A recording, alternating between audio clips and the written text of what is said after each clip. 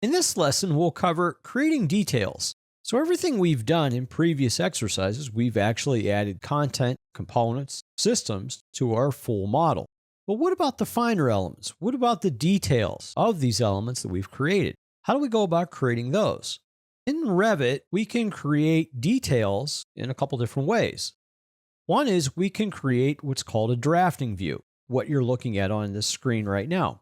A drafting view is just what it sounds like. It's a drafting view. Basically, you draft the elements within the view. So if I'm looking at this view right now and I start to mouse over the different lines, I can see it says these are detail lines, meaning someone drew this. It's actually drafted or detailed. So that's one manner. Another way is to basically crop a section, elevation, or plan view to produce a detail of a zoomed in area. For example, in the project browser in the lower left, let's scroll to the sections area, then mechanical, and then double click on call out of section 4. This will open up what we could call a detail view as well. However, all this is a section view that's cropped, and I can see the crop box around it. So if I zoom out a little bit, pan it to the center of your screen, and then on the bottom of your view window, if I go over the Do Not Crop view box and actually select it, turning off the crop, you'll actually see that this is part of an actual section view of the building. And if I zoom out more, I can see the entire building section based on where that section line was produced. You still can see the rectangular crop because the crop is visible. To turn the crop back on, I could just go over Crop View, click Crop View, and that'll crop the view again, basically hiding everything outside of the crop box. The crop box can actually be changed. Just by selecting it, you have your drag handles to control the actual size of the actual box being cropped. The dash line is for cropping annotation. So if annotation comes outside of the solid box, it'll go up to the dash box and then be cropped.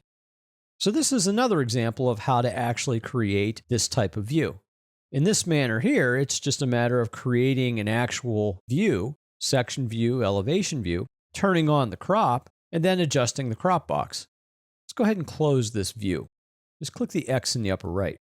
Now the view we're currently looking at, if you scroll down in your project browser, it's called a drafting view, and it's underneath the actual drafting view detail area in the project browser.